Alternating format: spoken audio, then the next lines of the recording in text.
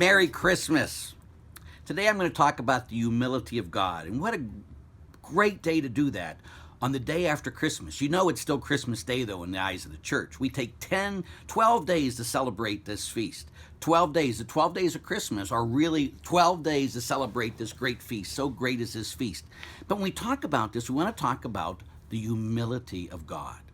When we talk about the humility of God, I want you to think about the God the universe cannot even begin to contain humbles himself before you and me, and he becomes a baby. Why? To prove that we are loved. You don't have to be afraid of a baby, huh? You know, God knows how beyond the universe he is, so when he humbled himself and took the form of a baby, 100% God and 100% man, he did it to show how much he loved us. He became vulnerable to us. He humbled himself before us. And he doesn't only do it at Christmas. It's not just a celebration. We celebrate something he did 2,000 years ago. It's something he continues to do to us every day. Where? At Mass, in the Eucharist.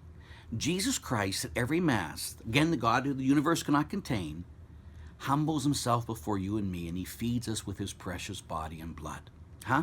The same Jesus that Mary held in her arms on Christmas Day is the same Jesus you and I get to receive every time we go to communion.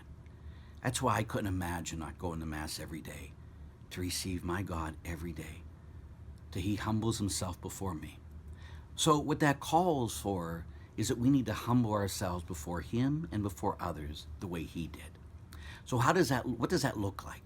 Well, first of all, it means that we have a daily committed prayer life. That every day you and I come before him and we humble ourselves before him. We don't fit him into our day. That's not humility. We build our day around him. Every day we have 5 minutes we give to God before anything else. God is the most important thing in my life, and I prove it by giving him 5 minutes a day minimum. The second thing you and I got to do is humble ourselves before others the way he did. And that means every day we become slaves to others. Remember Philippians 2, though he was in the form of God, he did not deem equality with God something to grasp at. Rather, he emptied himself and took the form of a slave, that baby. So he came and becomes a slave to us at communion and when he was a baby. And I wear this chain around my wrist to remind me that I am a slave of Jesus through our Blessed Mother. That my job is to be a servant to him and a servant to others. So one of the things to help you work that out, one of the ways you can do that is, if you have a bathroom, I hope you do, you put on your bathroom mirror 3 words: I am third. I am third. Then every night when you're brushing your teeth, think that I do at least one unselfish act today for somebody else. If the answer is no, you wasted your day in Christ. You hate me, don't you?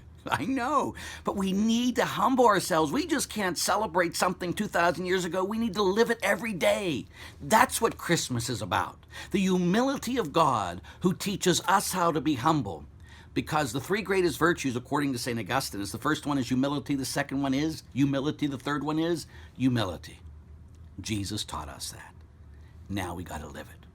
So talk amongst yourselves about how you can really start living that. Give some very practical pointers, because the most important thing we do this Christmas is live Christmas every day of our lives, not just December 25th or 26th.